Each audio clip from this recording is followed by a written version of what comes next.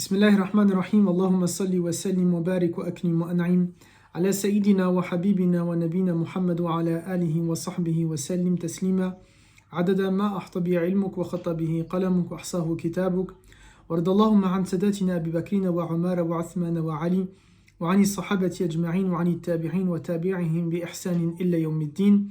Amma ba'd, salam alaykum wa rahmatullah à toutes et tous. Je suis très content de vous retrouver, le groupe Akhawat Fillah et le groupe Cheikh Youssouf Mouand.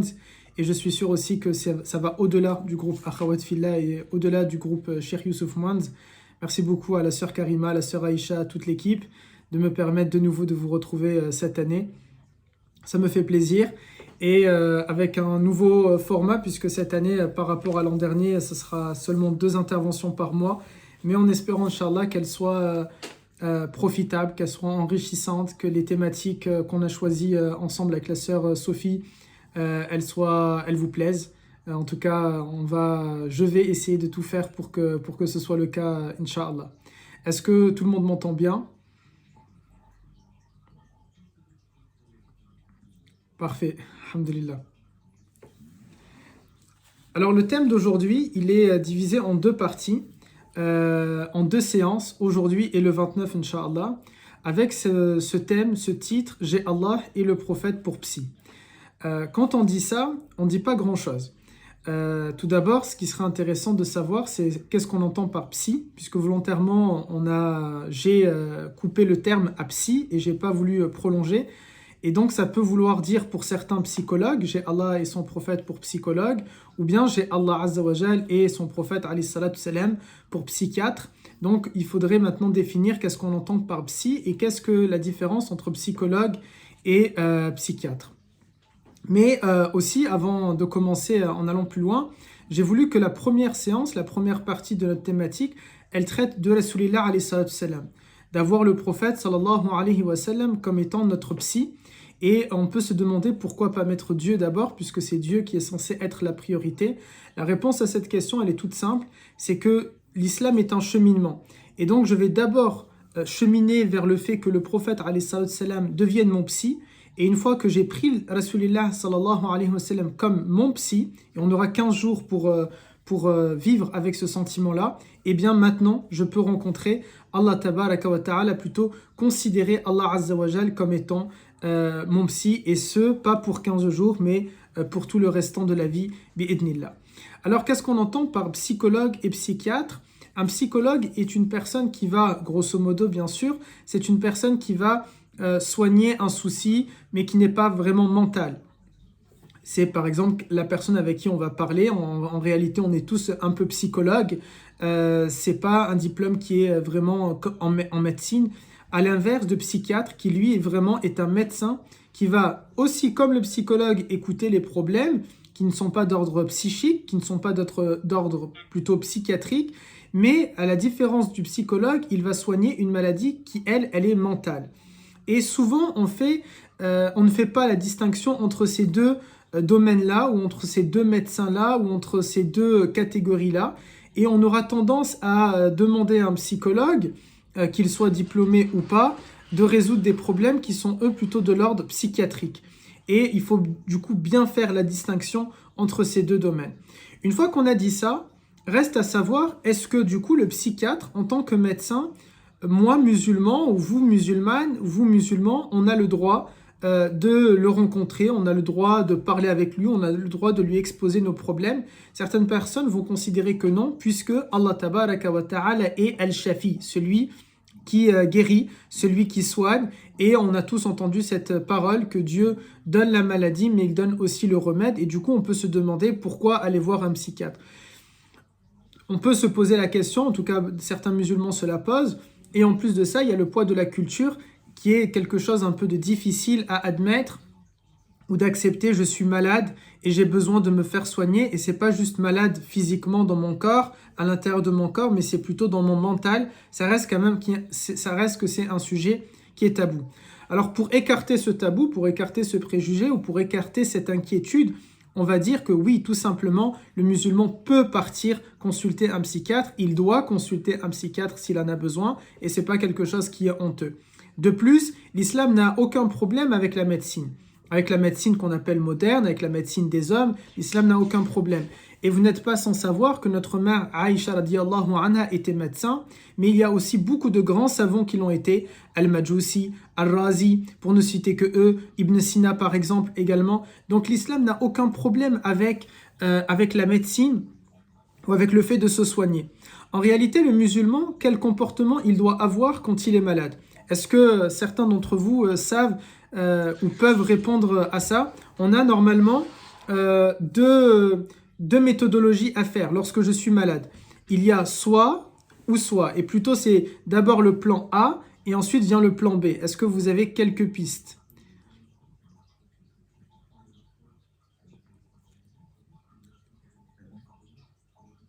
Alors, on a une personne qui note Ruqya. Du coup, Ruqya, c'est plan A ou plan B?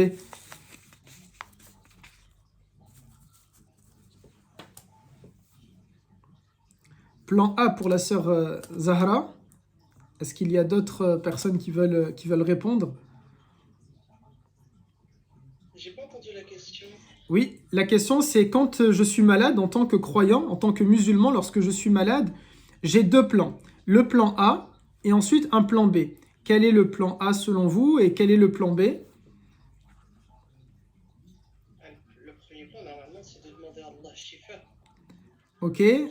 Alors là, je vois, il y a beaucoup de personnes qui me mettent justement Ruqya ou demander à Allah Tabaraka wa Ta'ala en tant que plan A. En réalité, alors ça va peut-être surprendre, mais en réalité, le croyant, lorsqu'il a affaire à un mal, lorsqu'il est malade, c'est pas forcément de suite vers la Ruqya ou vers Allah Azza wa Jal qu'il va trouver la réponse. Alors quand je dis ça, attention, il faut maintenant bien s'accrocher et bien écouter la suite. Allah Azza wa Jal a déjà donné, et on l'a dit tout à l'heure, cette parole qu'on connaît tous et qui est assez célèbre, lorsque Dieu envoie la maladie, il envoie le remède avec. Et le remède, il est celui qu'on va tous connaître, par exemple. Donc c'est dans le sens qu'aujourd'hui, si j'ai des migraines, le fait de demander à Allah Tabaraka wa Ta'ala, Allah Azza wa Jal, en réalité, nous a déjà donné le remède aux migraines. Ça peut être la menthe poivrée pour ceux qui ne veulent pas prendre de produits chimiques, ça peut être le paracétamol, ça peut être l'ibuprofène. C'est-à-dire que Dieu nous a déjà donné le remède. Et on le voit quand on étudie la vie du prophète, alayhi salam, on a quelques pistes. Si vous avez ceci, voilà ce qu'il faut faire. Si vous avez cela, c'est mieux de faire ceci ou cela. Et donc finalement, lorsqu'on dit que le plan A, c'est de se tourner directement vers Allah, c'est vrai et c'est faux en même temps. C'est vrai dans le sens de lui demander à Allah Azza wa Jal d'atténuer notre mal, d'atténuer nos problèmes, d'atténuer nos soucis. Mais Dieu, si Dieu nous a déjà donné le remède, il existe, il est là sur terre, une médecine ancienne, une médecine médicinale, thérapeutique, ce qu'on appelle aussi l'aromathérapie par exemple. Si on a déjà le remède, s'il est là, en réalité ce n'est pas vers Allah Azza wa Jal qu'il faut demander.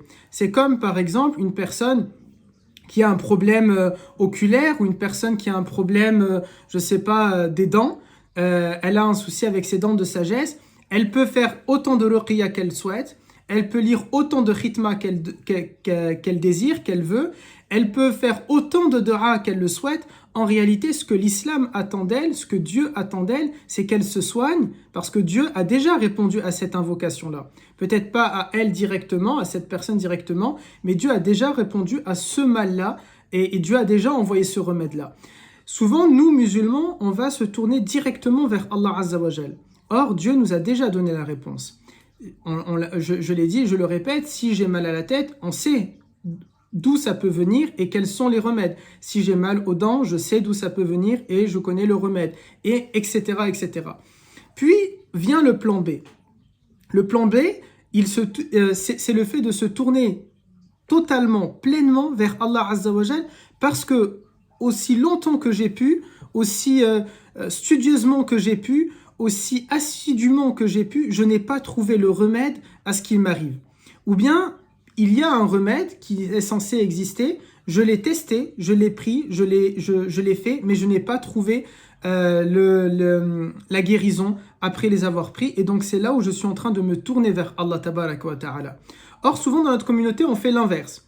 Par exemple, on a tendance, avec la ruqya justement, à se dire, il m'est arrivé quelque chose, c'est directement d'ordre spirituel. Non, c'est peut-être tout simplement d'un ordre matériel, physique, profane. C'est quelque chose de dunya, de la réalité. Et on a le remède. Et on connaît énormément de hadiths du prophète alayhi salam qui nous dit: si vous avez tel souci, faites cela. Et c'était des médecines qui étaient arabes ou bien qui étaient chinoises. Aujourd'hui, on a une médecine occidentale, par exemple. Et donc, on peut se tourner. C'est comme maintenant, si on prend un exemple qui est d'actualité, le Covid. Si aujourd'hui, je suis touché d'une insuffisance pulmonaire, c'est beaucoup mieux tout de même de se rendre aux urgences et de faire appel à la médecine des hommes plutôt que simplement rester à la maison et lire le Coran. Mais l'un n'empêche pas l'autre, bien sûr. C'est-à-dire, même en me tournant vers cette médecine des hommes, bien sûr, je vais continuer de faire mes invocations, à invoquer Allah Azza wa Jal, et c'est lui, bien sûr, qui va guérir, mais en utilisant ce sabab, en utilisant cette cause-là, qui est la médecine des hommes. Et donc c'est quelque chose qui est très important de comprendre. Le plan A, c'est d'abord de se tourner vers les remèdes que Dieu a mis à ma disposition. Et le plan B, c'est de se tourner pleinement, totalement et uniquement parce que dans le plan A, j'ai également fait appel à Dieu à travers ma lecture, à travers mes invocations. Mais dans le plan B, il ne me reste que Allah Azza wa Jal et uniquement Allah Azza wa Jal. Il n'y a pas de médecine connue, il n'y a pas de soins connus, ou bien même s'ils sont connus et que je les ai pris, malheureusement, ils n'ont pas fait d'effet sur moi. Est-ce que ça va jusque-là et est-ce que j'ai réussi à me faire comprendre sur ce que j'essayais de dire entre le plan A et le plan B? Ouais, fik. Barakallahu fik sur Karima. Du coup, ça c'est quelque chose qui est très important. Parce que on peut avoir ce souci-là, ce problème-là dans la communauté que lorsqu'un mal va nous toucher, par exemple, on sait que la maladie il y a toujours une raison à ce que Allah Azza wa Jal nous envoie. Lorsque je suis malade, c'est soit peut-être Allah Tabaraka wa Ta'ala expie mes péchés, ou bien Allah Azza wa Jal me donne une épreuve pour me faire davantage cheminer vers lui, Azza wa Jal, ou bien c'est tout simplement une épreuve pour savoir si je vais garder ma foi. Ça peut être aussi une maladie pour me permettre, je sais pas, de mieux comprendre, d'avoir un peu plus d'empathie pour ceux à qui je suis en train de faire da'wa, pour ceux à qui je suis en train de parler. Ça peut être pour énormément de raisons. Mais lorsque j'ai ces choses-là, elles restent une épreuve, elles restent un bien, elles restent un moyen de m'expier de mes péchés, elles restent un moyen de me rapprocher d'Allah Azza wa Jal si je ne suis pas en train de me laisser mourir, si je ne suis pas en train de me dire « Ok, j'ai mal à la tête et c'est bon, je vais rester comme ça les bras croisés parce que Alhamdulillah ». Non, on a le mal, la maladie et je dois la soigner. Et si je n'ai pas compris qu'il y a un plan A puis un plan B, alors je vais rester dans cette maladie-là, je vais rester avec ces soucis-là. Par exemple, je sais pas, je dois porter des semelles orthopédiques et je me dis non, alhamdulillah, c'est Dieu qui a fait qu'un pied il est plat et l'autre il est plutôt arrondi et tant pis, alhamdulillah, c'est Dieu qui m'a donné ainsi. Ou bien si on est en train de dire non, alhamdulillah, ça vient de Allah Azza wa Jal, le fait que j'ai une cécité au niveau de mes yeux, je suis myope ou astigmate, alhamdulillah, je vais rester de cette manière-là. Ou bien plutôt les personnes ils vont se dire je vais voir mon plan A, c'est uniquement de demander l'aide d'Allah Tabaraka wa Ta'ala. Et donc ils n'iront pas voir un ophtalmo, ils n'iront pas voir un dentiste, ils n'iront pas voir un podologue, le mal va rester.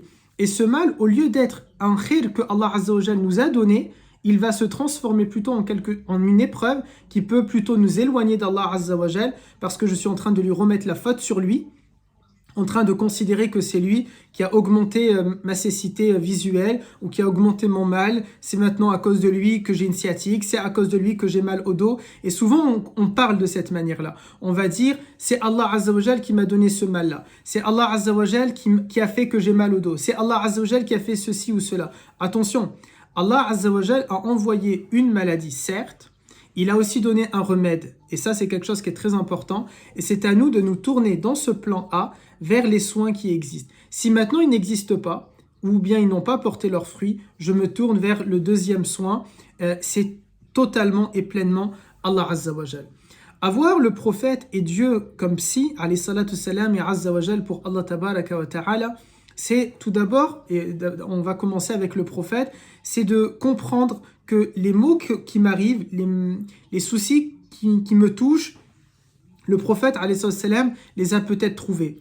Et souvent, un psychologue quelqu'un, lorsqu'on va partir lui parler, parce qu'on a dit tout à l'heure, c'est pas forcément quelqu'un qui a un diplôme, ça peut être une meilleure amie, un meilleur ami, ça peut être un parent, ça peut être un frère, ça peut être un inconnu. Parfois, on a besoin de comme on dit, de se vider auprès de quelqu'un comme ça d'inconnu. Eh bien, ce psychologue, Nabi alayhi salatu salam, il va m'aider lorsque je vais comprendre qu'il a vécu des situations similaires à la mienne. Lorsque je vais saisir que lui aussi, ça lui est arrivé. Il a eu des maladies, et on le sait, dans les dernières années de sa vie, 3 ans de fortes maladies où il va perdre ses capacités les unes après les autres, il va devenir de plus en plus faible, de plus en plus affaibli. Il a connu la mort, non seulement de son épouse Khadija, de son fils Ibrahim, qui était très jeune, certains disent moins de 2 ans ou voire 2 ans. Il a connu aussi les soucis. À l'intérieur de ces soucis, on peut mettre les guerres, on peut mettre les calomnies, on peut mettre les diffamations, on peut mettre les tortures, on peut mettre les intimidations. Il a connu, alayhi salatu salam, également la perte de ses compagnons. Il a été éprouvé par exemple par le groupe des hypocrites qui était porté par Abdullah ibn Ubay ibn Saloul, qui va lui faire croire on va venir t'aider à telle bataille et qui au final vont lui tourner le dos. Et donc je dois me plonger dans la vie de Rasulillah alayhi salam pour comprendre qu'il a subi des moments comme moi. Et souvent, on a besoin d'un psy, ou on a besoin de parler souvent lorsqu'on se sent seul. Eh bien, même le prophète s'est senti seul. Même le prophète s'est senti abandonné. Lorsque la révélation est arrivée, et puis elle s'est interrompue pendant un certain temps. Certains disent 6 mois. Pendant 6 mois, le prophète ne reçoit plus la révélation. Et il se demande qu'est-ce qui se passe. Pourquoi je n'ai plus la révélation? Et Quraysh est en train de se moquer de lui. Alors, même tant Dieu, il t'a abandonné. Bien sûr, Nabi alayhi salam, ici, à ce moment-là, il est déjà un jeune prophète. Il a que quelques jours, quelques semaines à son actif. Donc, il est juste au début de sa mission prophétique. Il ne sait pas encore le protocole. Est-ce que Dieu va révéler un groupe de versets, puis pendant 4 mois, 1 an, 6 mois, 2 ans, ça va s'arrêter, puis de nouveau, et encore s'arrêter? Il n'est pas encore au courant de ça, mais il se pose des questions. Il ne se dit pas que Dieu l'a abandonné. Dieu, bien sûr, il sait, alayhi salam, que Allah tabaraka wa ta'ala est là. Mais le fait est que c'est réel, il n'a pas de révélation.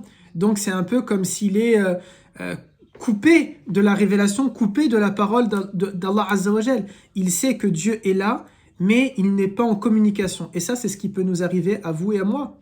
Nous savons que Allah Azza wa Jal est là, nous savons que Dieu existe, que Dieu est une vérité, mais puisqu'on n'a pas cette communication avec Allah Azza wa Jal, puisqu'on n'a pas ce lien, puisqu'on n'a pas cette connexion, eh bien on se sent seul et on se sent abandonné. Et donc je vais me plonger dans la vie de Rasulillah pour comprendre qu'il a vécu énormément de situations qui peuvent nécessiter aujourd'hui, si c'était nous qu'on les vivait, de parler, d'avoir besoin de se confier, d'avoir besoin de parler, d'avoir besoin d'être écouté.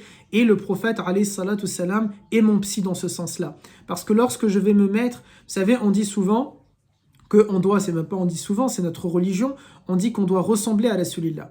Ressembler à Rasulillah, moi j'ai envie de dire, quand je préparais le cours, j'étais en train de penser à une autre formule. Il faudrait qu'on rentre dans le vêtement de Rasulillah. Il faudrait qu'on se sente dans le rôle de Rasulillah. En fait, il nous faudrait être des stagiaires. Nous sommes en stage auprès de Rasulillah. Et notre job, notre mission, c'est de lui ressembler comme 2 gouttes d'eau. C'est vraiment de reproduire totalement ce modèle prophétique. Bien sûr, on ne va pas y arriver. Parce que, alayhi salatu salam, il est parfait et nous ne le sommes pas. Parce qu'il est infaillible et nous ne le sommes pas. Parce qu'il est la meilleure des créatures et nous ne le sommes pas. Parce qu'il reçoit la révélation et on ne la reçoit pas. Mais notre rôle, c'est d'être ces stagiaires-là. De ressembler le plus possible à notre tuteur de stage qu'est Nabi alayhi salatu salam. Et puis lorsque je suis dans une entreprise et je vais ressembler au tuteur, que je vais appliquer tout ce que le tuteur me demande, tout ce que le tuteur me fait, peut-être que je peux être embauché et à ce moment-là, je peux rencontrer le directeur, le PDG, le CIO, et ce CIO-là, ce PDG-là, ce boss-là, c'est Allah Azza wa Jal. Est-ce que pour le moment ça va? Est-ce que je ne parle pas trop vite? Est-ce que vous arrivez à suivre?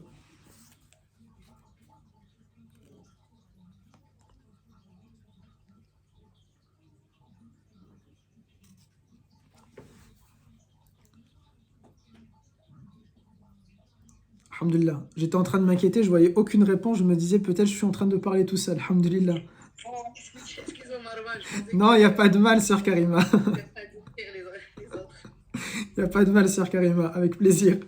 Du coup, c'est ça mon rôle en fait. Mon rôle en tant que musulman, c'est de prendre Nabi alayhi salatu salam en tant que psy.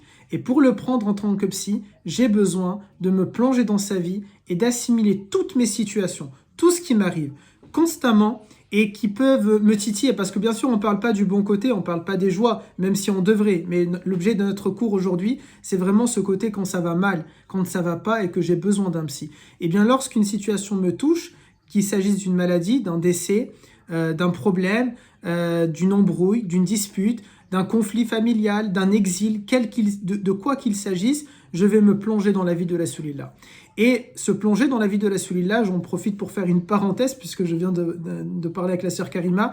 La sœur Karima, je tiens à te remercier publiquement et devant toutes les personnes qui nous écoutent, parce qu'elle me permet, à partir de lundi, Inch'Allah, de pouvoir animer un cours sur la vie du prophète, un cours qui, j'espère, va durer plusieurs mois, je ne sais pas si années, mais pourquoi pas, Inch'Allah, tabaraka wa ta'ala, avec la vie de Rasulillah, avec la vie du prophète, en détail, une vie qui commence avant qu'il ne soit prophète et qui se poursuit pendant qu'il est prophète et qui peut-être, on verra d'ici là, pourquoi pas savoir également les étapes ou ce qui s'est passé juste après son décès, alayhi salatu salam. La sœur Karima qui va vous mettre l'affiche, Inch'Allah, je suis en train de lire. Et donc, c'est quand je vais me plonger dans cette vie-là, quand je vais regarder cette vie-là, quand je vais étudier cette vie-là de Rasulillah, que je peux m'identifier à lui et donc le prendre pour psy.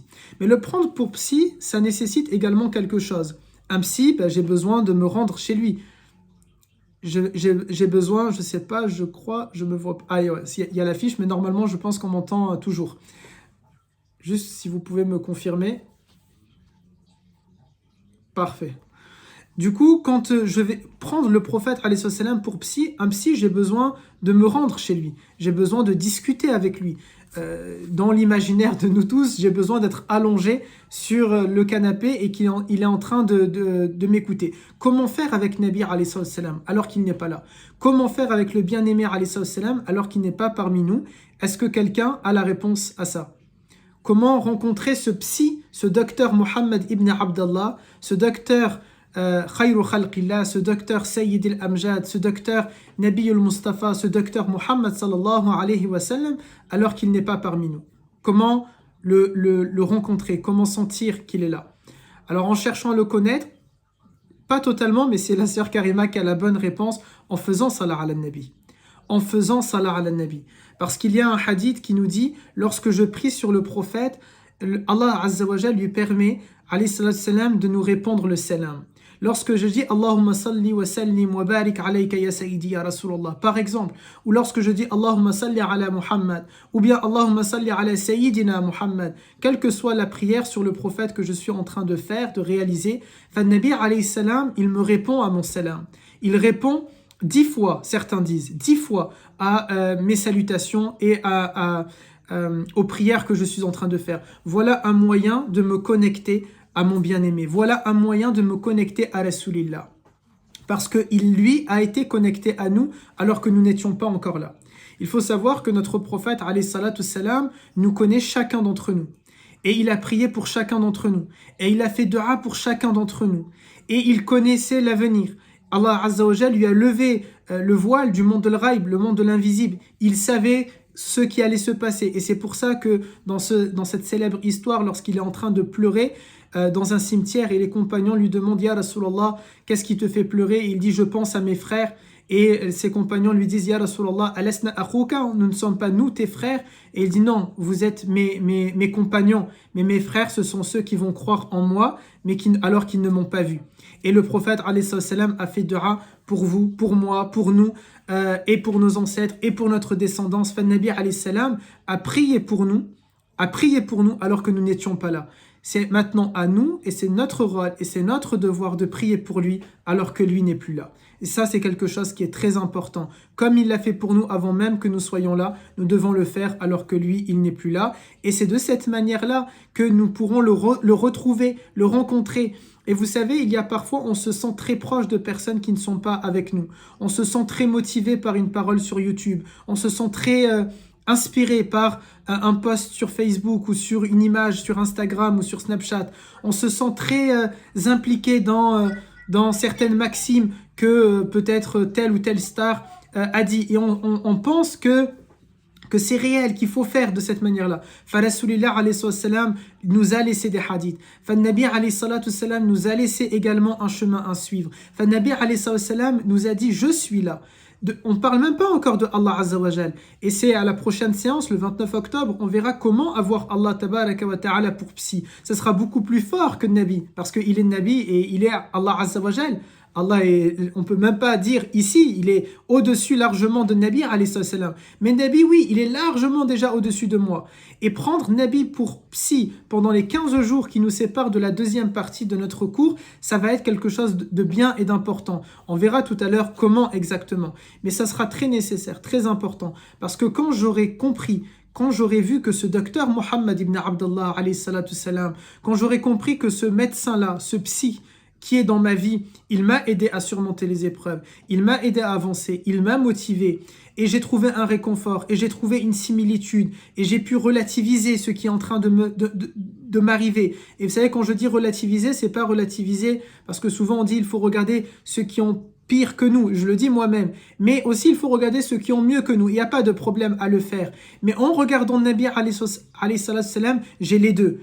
Il a eu à la fois des événements, des choses qui sont pires que ce que je vis, mais en même temps, il a aussi connu des choses, des événements, des adorations, une proximité avec Dieu, des bienfaits, des privilèges qui sont largement mieux. Et donc, en regardant le prophète, j'ai les deux facettes. J'ai à la fois l'exemple de quelqu'un qui a mieux réussi que moi et j'ai en même temps l'exemple de quelqu'un qui a subi pire que moi ou qui était dans un contexte beaucoup moins facile que le mien. Et donc, il est important de retourner à Rasulullah.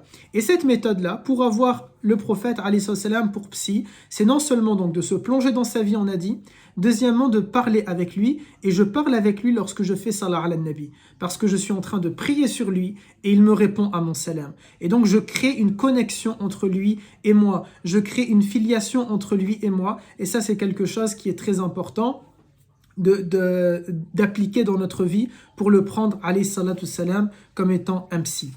Enfin, ce qu'on peut également dire lorsqu'on est en train de parler de Allah Azza wa Jal et du prophète pour psy, c'est également de se dire je dois appliquer les règles que le prophète m'a données. Vous savez, comme tout médecin, il nous a donné une prescription. Allah Azza wa Jal al-Shafi, le médecin par excellence, nous a aussi donné des prescriptions, on les verra le 29 octobre. Mais le prophète nous a donné des prescriptions pour aller mieux, pour aller au mieux, pour sortir de la dépression. Parce que c'est arrivé qu'il y ait des compagnons qui se sentent totalement perdus. C'est arrivé qu'il y ait des compagnons qui se sentent, vous savez, des compagnons par exemple qui se disent « mais tu n'es qu'un hypocrite ». Et peut-être certains d'entre nous, on a parfois besoin de parler, d'échanger parce qu'on peut se sentir dans cette situation-là.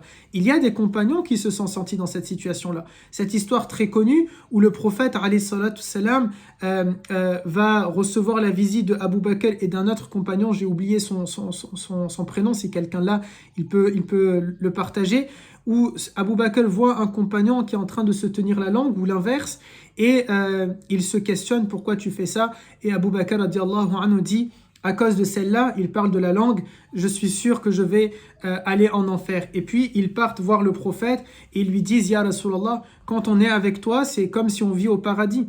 On est bien, on est ceci, on est cela. Mais dès qu'on se retrouve tout seul, on parle des meilleurs hommes après le meilleur des hommes. Ils disent, quand on se retrouve tout seul, on a l'impression de ne pas être de bons croyants, de bons musulmans. Là, vraiment, si on médite sur cette parole-là, ça fait un peu peur pour nous. Parce qu'on parle des meilleurs hommes après le bien-aimé. On parle de personnes qui sont promis au paradis. Allah Azza wa Jal dit dans le Coran, radiyallahu anhum wa radu'an. Ils sont promis au paradis. Le prophète a dit que la meilleure des générations, c'est la sienne, donc avec ses compagnons, et puis celle d'après, et ensuite celle d'après. Mais malgré ça, ils ont eu ce sentiment-là. Et donc, c'est un sentiment que vous et moi, on peut avoir. On peut se sentir dans cette situation où on ne se sent pas bien dans notre foi, bien dans nos baskets, bien dans notre corps. On se sent peut-être hypocrite. On sent qu'on n'est pas assez proche de Allah Azza wa Jal. On ne sait pas comment surmonter les épreuves. On ne sait pas comment surmonter la maladie. On ne sait pas comment surmonter les soucis. On est un peu perdu. On n'est pas du tout organisé. On se laisse totalement déborder. Ça peut nous arriver d'être dans ce genre de situation. Mais Nabi alayhi salatu salam nous a donné des pistes, nous a donné des éléments pour pour vivre une vie saine. Et petit quiz entre nous là maintenant, est-ce que certaines personnes veulent bien partager avec les autres, avec moi-même, avec vous-même et avec ceux qui nous écoutent, différents éléments que vous avez à votre connaissance et que le prophète alayhi salam nous a demandé, nous a conseillé de faire pour ne pas se sentir dans ce besoin-là d'avoir un psy, d'avoir besoin d'un psy, parce qu'on est totalement perdu et être dans la situation qui nécessite cela. Ne sois pas triste, Aïwa, de ne pas être triste. Le prophète, première chose, il nous demande parmi les premières choses de ne pas être triste. Être optimiste également, exactement. Et on verra lors de la prochaine séance que c'est une règle, être optimiste, que Dieu nous impose. La taqnatu min rahmatillah.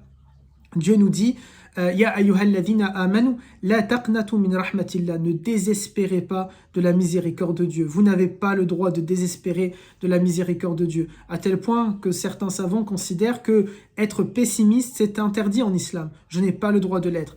Et en effet, si je pars avec ce point-là de me dire non, je ne vais pas être pessimiste, mais au contraire, je suis optimiste, déjà beaucoup de problèmes, beaucoup de soucis peuvent s'en aller. Placer sa confiance en Dieu, aïwa, c'est plutôt un point qu'on verra aussi lorsqu'on va parler de Allah Azza wa Jal en tant que psy. Mais quel conseil vraiment le prophète nous... Aïwa, plutôt des paroles, c'est dans ce sens-là que je voulais dire. La sœur Khaira, répéter certaines paroles, répéter certains dhikr. Par exemple, la ilaha illallah. Par exemple, répéter Allahu Akbar. Par exemple, répéter Subhanallah, répéter Alhamdulillah. Aïwa, c'est dans ce genre de répétition, ce qu'on appelle al-dhikr. En effet, la sœur Monia. La dua du prophète Youssouf, par exemple, en effet. Quoi d'autre?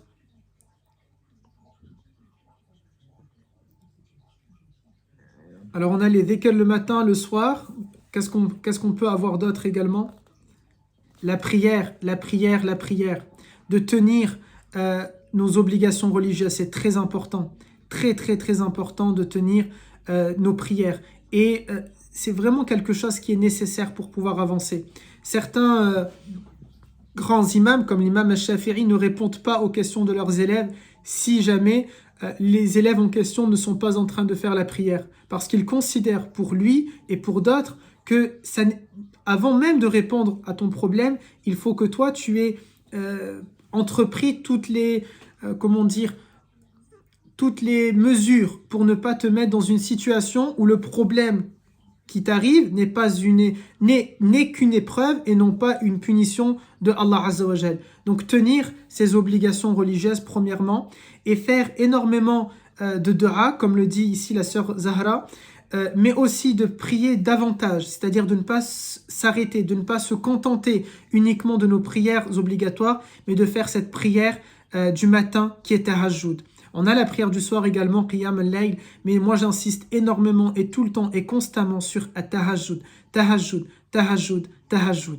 Les prières du matin, ce sont vraiment une clé parce que lorsque vous lisez par exemple le livre Miracle Morning qui vous dit levez-vous le matin, faites votre ménage, ou plutôt dormez alors que votre ménage est fait et vous levez le matin, vous faites un peu de sport, vous avez bu votre café, votre thé, votre chocolat chaud, peu importe, vous vous êtes changé, vous vous êtes habillé, finalement vous avez vécu une journée avant la journée. Avant que le soleil ne se lève, vous vous êtes mis déjà en condition, ça va vous motiver et ça va vous aider à tenir toute la journée. C'est ça tahajjud. C'est ça le secret de tahajjud. C'est je me lève, je dois me doucher ou faire mes ablutions, je me change, je me mets dans un mood idéal, dans un mood qui est propice à la méditation, à l'adoration, et je suis en train de faire mes prières, et là je peux tenir mieux ma journée. Voilà aussi comment avoir le prophète pour psy. Aussi, Rasulullah alayhi salam, il nous conseille de faire au minimum 100 istighfar par jour. De répéter minimum 100 fois Astaghfirullah, Astaghfirullah.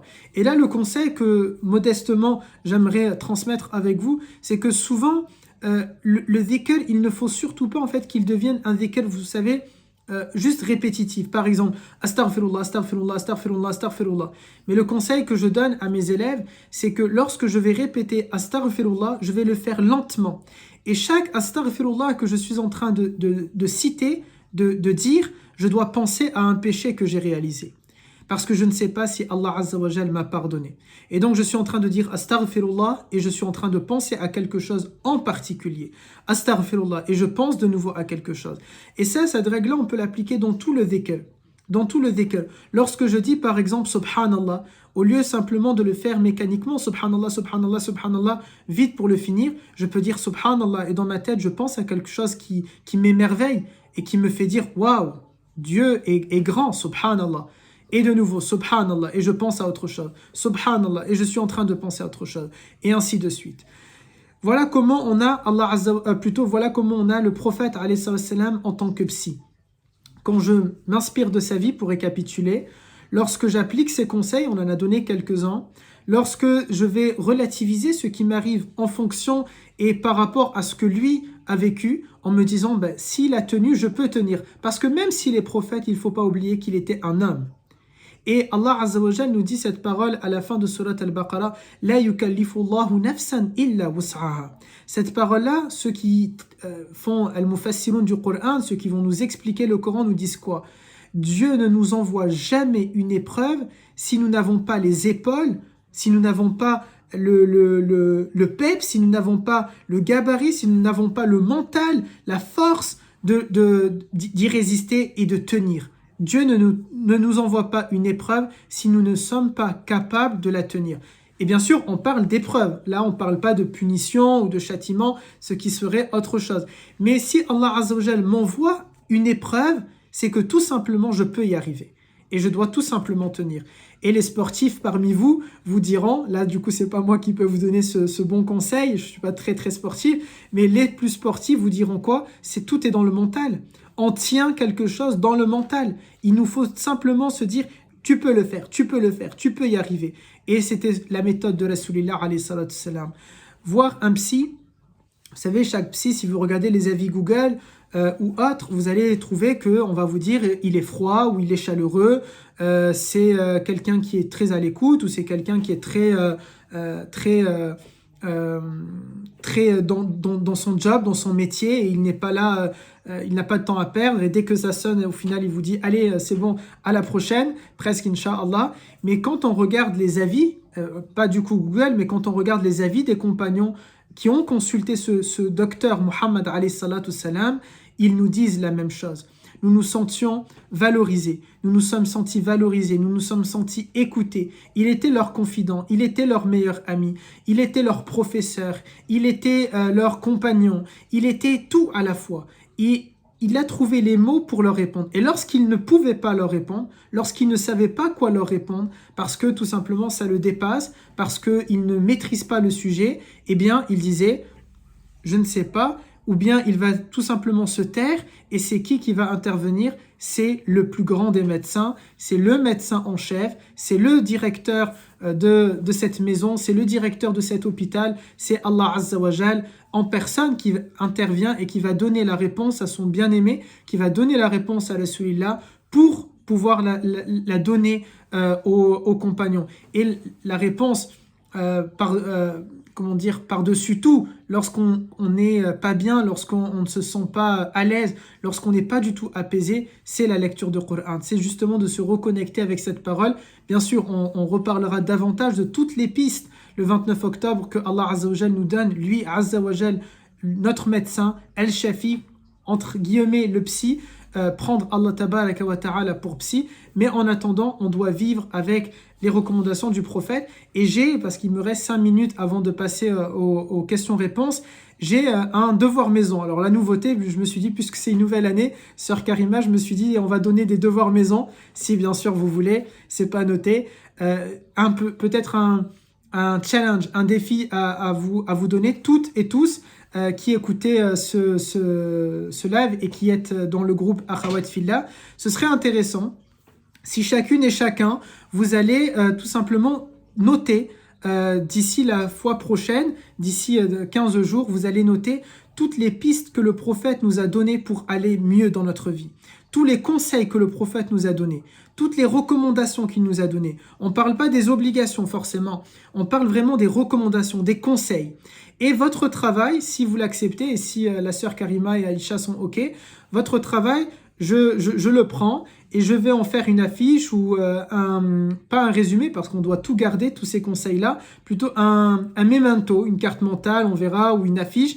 Et vous aurez contribué à diffuser le savoir, puisque du coup, cette affiche, elle sera mise à votre disposition et vous pourrez la partager de partout. Et ce sera au moins au nom du groupe Akhawat Fillah et du groupe Cheikh Youssouf Mouand. Ça permettra peut-être, parce que vous savez, il y a tellement de recommandations de la Rasulillah, tellement. Et peut-être on ne les a pas tous en tête. Et ça permettra à certains de dire des recommandations peut-être que je ne sais pas, ou que j'ai oublié, que d'autres ne connaissent pas, ou qu'ils ont oublié. Et on aura ce défi-là, ce challenge-là, d'appliquer toutes ces recommandations-là. Et lorsqu'on le fera, alors notre admin Olfa fera un retour, Inch'Allah, avec plaisir, avec plaisir. Et lorsqu'on aura justement cette affiche avec toutes ces recommandations-là que toutes et tous on aura contribué à réaliser, eh ben, ça peut nous permettre à vous et à moi de checker les recommandations les unes après les autres de manière à cheminer vers ce médecin qu'est Nabi alayhi salatu salam. Est-ce que maintenant vous avez des questions? Wafik. Amin. C'est une très bonne initiative et Inch'Allah, je sais parce que j'ai une amie, Mashallah, Ulfa, qui est vraiment dessus, d'ailleurs, qui aime beaucoup tes cours aussi. Barakallahu fik. De ce devoir, Inch'Allah. Ah bah c'est parfait. Alors du coup, chargé de travail énormément la sœur Olfa. Mais c'est un khir parce que ça permettra vraiment... Il y a cette parole où le prophète nous dit celui qui transmet bon, c'est pas mot pour mot comment je le traduis, mais celui qui a l'initiative, celui qui va partager une bonne initiative, il a les récompenses autant de fois que ceux qui sont en train de la faire. Et là, maintenant, on peut partager cette initiative tous ensemble. En fait, c'est vraiment tous ensemble. Il suffit qu'une personne mette un élément à l'intérieur de ce projet-là, et ce projet-là va circuler, partir, et voilà, il vient d'être à l'initiative, lui aussi, d'un enseignement qui peut être appliqué. Alhamdulillah, ça peut aussi nous permettre d'avoir justement un lien spirituel entre vous et moi, entre vous, entre moi et d'autres. Ça peut être quelque chose qui est intéressant. Et on a vraiment besoin de ça. On a besoin de tous se reconnecter dans notre communauté, dans notre famille musulmane. C'est vraiment, vous savez, maintenant dans les familles, on peut faire des jeux de société. Ben là, c'est un jeu de société dans la Oumma, mais à distance, en période Covid et en période 2021. Exactement. Il y a Oussam Benjeloun qui a levé la main. Tu as le micro ouvert, Inch'Allah. Barakallahu fik. Salam alaikum. Wa alaikum salam wa rahmatullah. Merci à Marwan parce que j'ai eu l'agréable surprise de l'écouter pendant le ramadan. Et là, je n'arrivais plus à le suivre et je tombe soudainement sur cette affiche. Donc, je suis très heureuse de vous écouter. Merci beaucoup. Alors, je reviens vers vous concernant... en fait, je me questionne parce que ça fait 15 ans que j'ai une maladie chronique et que je tourne en rond. Notamment, alors au niveau de la spiritualité, je chemine tout doucement. C'est toujours mieux que ce que j'avais avant, mais en fait, je pense que j'ai pas, là en écoutant ce que vous dites, je crois que j'ai pas utilisé les bons moyens dès le début en fait. Je crois que j'ai mis de côté la porte de Dieu au début et ça m'a, comment dire, ça m'a pas aidé du tout parce qu'en fait, j'ai jamais eu réponse à mes questions et je pense que j'ai fait une grosse faute. Aujourd'hui, je sais que c'est en fait Allah à qui j'aurais dû demander dès le début, si j'ai bien compris. Et ensuite, faire mes démarches au niveau des psys, des médecins et tout ça. Ou c'était en parallèle? Non, justement, vous avez bien fait. C'est d'abord, en fait, je regarde le plan A, c'est de regarder la médecine. Est-ce qu'elle est là? Est-ce qu'elle existe? Par exemple, cette maladie chronique, est-ce qu'elle existe? Est-ce qu'il y a des soins? Et s'il y a des soins, donc vous avez fait la bonne démarche, la bonne méthode, c'est d'abord de consulter un médecin. Et ce médecin-là, maintenant, s'il vous donne des soins et que on vous explique que cette maladie-là, en fait, on va avoir plusieurs cas de figure. Si on vous explique que cette maladie-là est incurable, elle ne se soigne pas, eh bien, il vous reste le grand des soigneurs. Il vous reste le grand des médecins, Allah Azza wa Jal. Et c'est là où on se tourne pleinement et uniquement et totalement vers Allah Tabaraka wa Ta'ala, car il n'y aurait pas de soins, de médicaments pour cette maladie-là. Si maintenant on vous dit que cette maladie-là, elle se soigne, et voilà le remède, et lorsque vous prenez ces remèdes-là, pour vous, dans votre cas, ça n'a pas été soigné, alors que c'est censé soigner. vous avez suivi tout le protocole médical et malheureusement ça n'a pas marché. C'est que peut-être, la maladie, maintenant il faut se tourner vers le plan B. C'est-à-dire que tout en suivant les soins qu'on vous préconise, qu'on vous recommande, que peut-être on a renouvelé parce que vous êtes arrivé à la fin du protocole et ça n'a pas marché, vous maintenant vous allez vous dire, ben, ok je vais faire ce plan A toujours, mais maintenant il serait aussi peut-être temps de regarder le plan B, Allah Azza wa Jal. Mais l'un ne va pas sans l'autre. C'est vraiment parce que l'un ne va pas sans l'autre dans le sens que c'est Dieu qui envoie les soins des hommes, les médicaments, les protocoles. Et si vraiment on n'a pas de réponse dans ça, il nous reste le grand des soigneurs, Allah Azza wa Jal.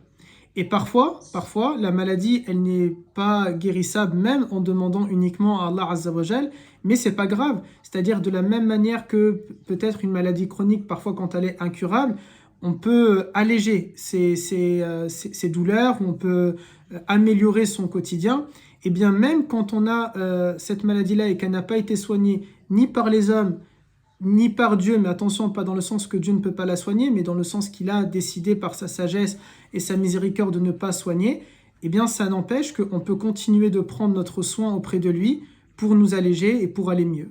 Je ne sais pas si j'ai répondu à votre question, mais en tout cas, non, vous n'avez pas fait mal la démarche, au contraire.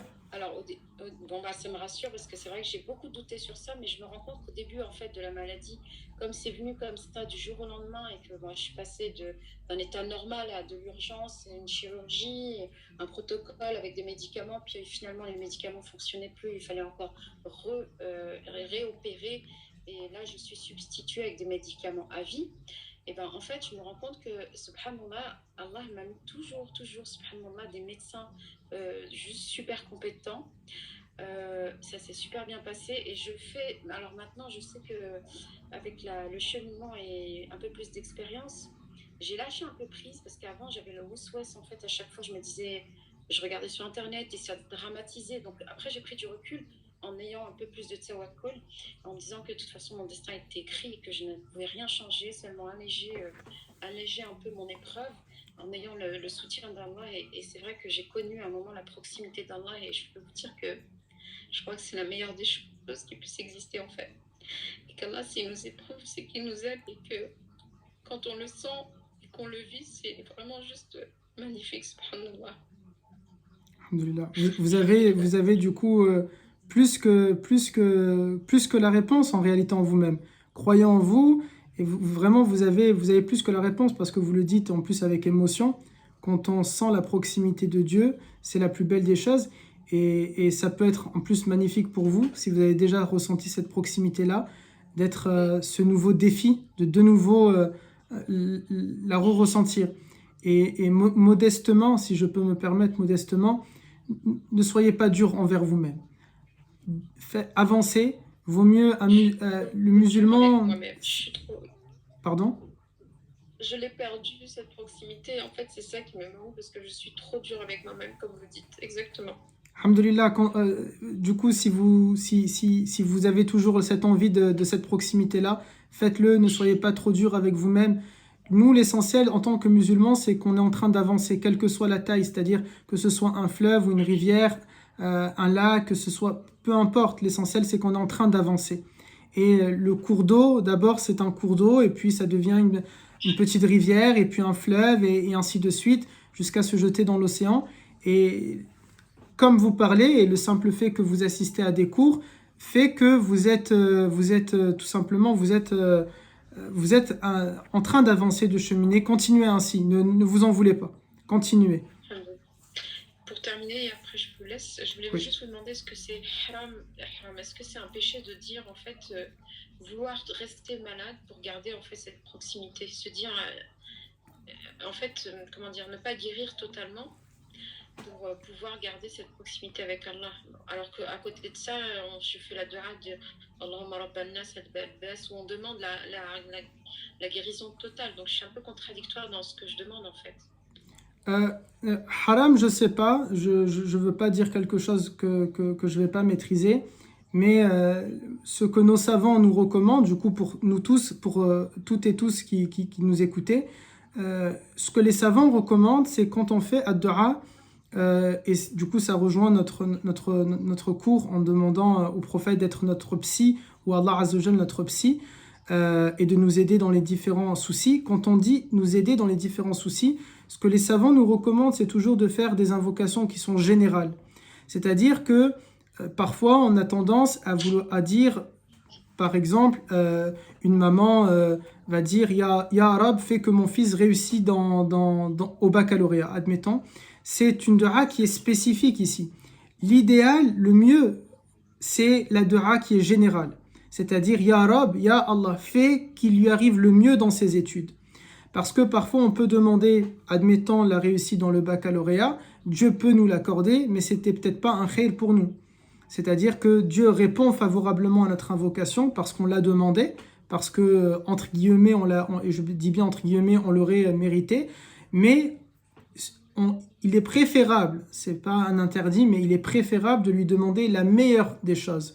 Donc la meilleure des choses dans les études, la meilleure des choses dans la maladie.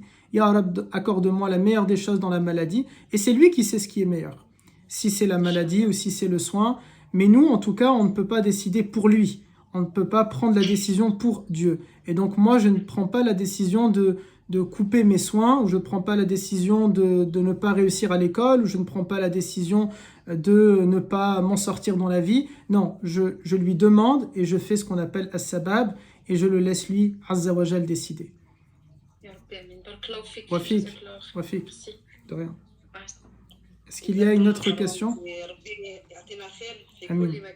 Dans chaque chose, Inch'Allah. Et comme tu as dit, c'est vrai que des fois, on ne pense pas à ça. Mais le khir, il est vraiment, que ce soit dans le mariage, dans les... Allah subhanahu wa ta'ala nous donne le khir dans chaque chose, parce que des fois, on ne le voit pas, nous. Mais Allah subhanahu wa ta'ala, lui, sait ce qui est bien pour nous et ce qui n'est pas bien pour nous. C'est vrai, c'est vrai. Alors, Ulfa, tu as levé la main. Est-ce que c'est pour parler ou bien... En fait, j'arrive pas à... Salam alaikum. Alaykoum salam wa rahmatullah. J'arrive pas à baisser la main, en fait. Je m'excuse auprès de tout le monde. Je n'arrive pas à baisser la main. C'est bon, Ulfa, je l'ai fait. Barakallahu fikoum. Wafik. Baraka, Ulfa. Barakallahu fik à toi. Il reste 5 petites minutes si jamais, je crois, on avait dit... Oui, je suis en train de voir qu'une question, s'il vous plaît. Oui, Anas, soit par écrit, soit tu lèves la main, il n'y a pas de souci, on te donne le micro, Inch'Allah. Anas, si tu ne lèves pas la main, je n'arriverai pas à te voir où tu es. Soit tu écris ta question.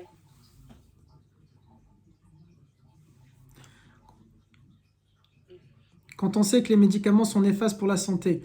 Alors là, du coup, je ne peux pas répondre à ça parce que c'est vraiment médical et je ne voudrais pas avoir de soucis avec l'ordre des médecins ou quoi que ce soit. Wallah, Allahu a'lam. En tout cas, prenez toujours la décision, une décision médicale, elle doit être prise par un spécialiste.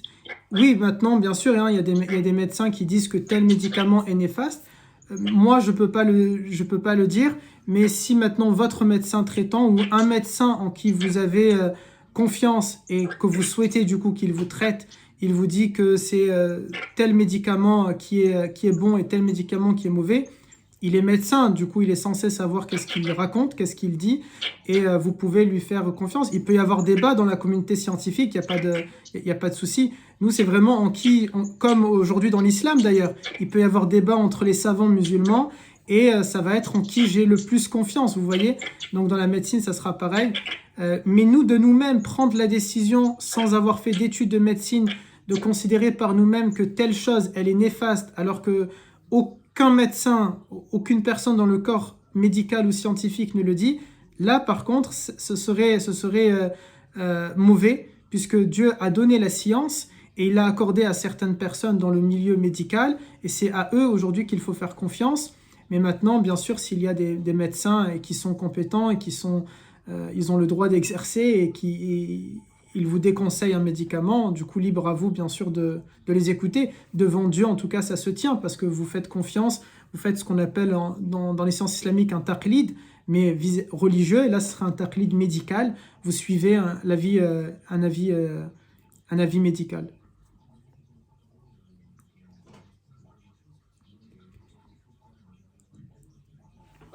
Marwan, je pense que Rafik. il n'y a plus de questions. Je vérifie quand même. Ah, les conseils du prophète qu'on doit lister, c'est général ou seulement dans les épreuves? C'est une bonne question. Moi, je pense que ça serait plus intéressant général, mais peut-être pour rester dans notre thématique, dans les épreuves. Du coup, je laisse la sœur Karima ou la sœur Olfa qui a été chargée par la sœur Karima à trancher, comme les responsables le sentent.